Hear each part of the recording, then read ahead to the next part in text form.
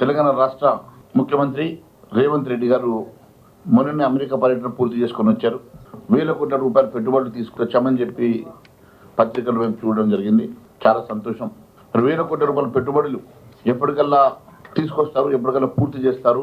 మరి వచ్చినటువంటి కంపెనీలు ఏ రకమైనటువంటి ఎంప్లాయ్మెంట్ ఈ ప్రాంతంలో క్రియేట్ చేస్తారు, దానివల్ల ఈ రాష్ట్రానికి ఎంత రెవెన్యూ పెరుగుతుంది, దానికోసం ఈ రాష్ట్ర ప్రభుత్వం ఇవ్వాల్సినటువంటి ఇన్ఫ్రాస్ట్రక్చర్ ఏమైనా ఉన్నదా, దానికి ఎంత ఖర్చు అవుతుంది స్పష్టంగా చెప్పుంటే బాగుండేది.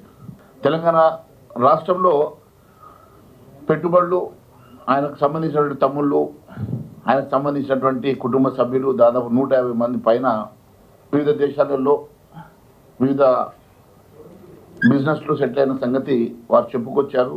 దాన్ని మేము స్వాగతిస్తాం. ప్రతి కుటుంబంలో కూడా ఉంటుంది. మీరు ముఖ్యమంత్రి అయినంత మాత్రాన మీ కుటుంబ సభ్యులు పెట్టుబడులు పెట్టద్దనో, మీరు ముఖ్యమంత్రి అయినంత మాత్రాన మీ కుటుంబ సభ్యులు వేరే బిజినెస్ చేసుకోవద్దనో ఎవరు అనడం లేదు. కానీ రాష్ట్రానికి సంబంధించినప్పుడు ఎప్పుడైతే చర్చకు వస్తుందో, చర్చలో కొన్ని అంశాలు జనరల్గా మాట్లాడడం జరుగుతుంది. దాంట్లో మీరు చాలా స్పష్టంగా చెప్పారు. ప్రభుత్వం తరఫు నుంచి మీరు ఎలాంటి ఇన్ఫ్రాస్ట్రక్చర్ ఇవ్వడం లేదు, ఎలాంటి సబ్సిడీస్ ఇవ్వడం లేదని చెప్పారు. మరి ఆ ఇథనాల్ ఫ్యాక్టరీలో ఎక్స్పర్టీస్ ఉన్నారు.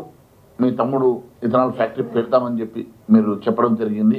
దాంతోపాటు ఇంకా ఏ పెట్టుబడులు, ఎవరెవరు ఎన్ని పెట్టుబడులు ఈ రాష్ట్రానికి తీసుకొస్తారు, దానికోసం మనం ఏమన్నా ల్యాండ్స్ ప్రొవైడ్ చేయాల్సి వస్తుందా, ఇన్ఫ్రాస్ట్రక్చర్ ప్రొవైడ్ చేయాల్సి వస్తుందా, వారు పెట్టేటువంటి వేల కోట్ల రూపాయల పెట్టుబడి వల్ల ఈ రాష్ట్రానికి వచ్చేటువంటి ఆదాయం కానీ, ఉద్యోగ అవకాశాలు కానీ మరి స్పష్టత ఇవ్వాల్సినటువంటి అవసరం ఉన్నదని మాత్రమే మేము అడుగుతా ఉన్నాం.